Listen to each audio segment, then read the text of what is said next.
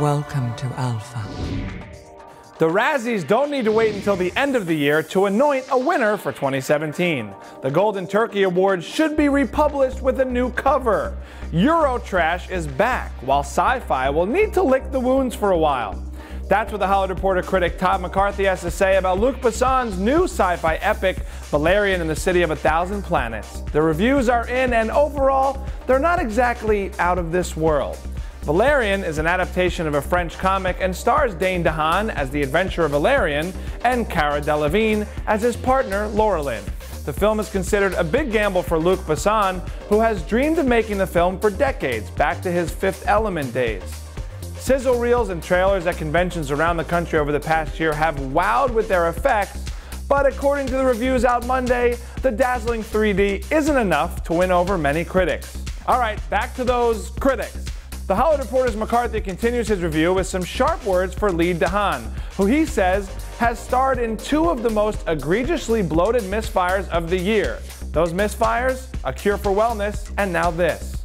McCarthy also suggests DeHaan's co-star Cara Delevingne needs to learn there is more to acting than smirking and eye-rolling, but that's my trick.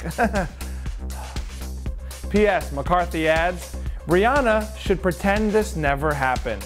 Things weren't much kinder at the New York Daily News, where Stephen Whitty writes, the movie itself is a big black hole. He acknowledges Besson has fun with the effects, but ultimately, the movie is its own empty rocket ship, piloted by a giddy teenage boy and a crew of two sullen children, slowly creeping its way toward airless oblivion. David Ehrlich at IndieWire praises the impressive setting of Alpha, but apparently that's not enough to save the film. Alpha is a miraculous place, a wonderland in orbit, but this incredible world is desperately in search of a story worth its sights. Entertainment Weekly's Chris Nashawati didn't pull any punches in his review. During the film's intoxicating first 30 minutes, for example, I couldn't decide whether what I was watching was brilliantly bonkers or total folly. Then, as the story went on, it came into sharper and sharper focus. Valerian is an epic mess. Alright, not everyone was harsh, however. Forbes' Scott Mendelson, for example, goes so far as to call the film a dazzling delight.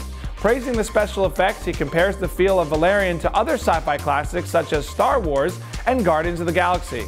He also writes, in an era of recycled and/or nostalgia-driven IP, Valerian is a sort of new-to-movies franchise that deserves to live long and prosper. So, what's your take on the critics' review of Valerian and the City of a Thousand Planets? Do they make you more or less likely to check it out in theaters? Leave your own review in the comments.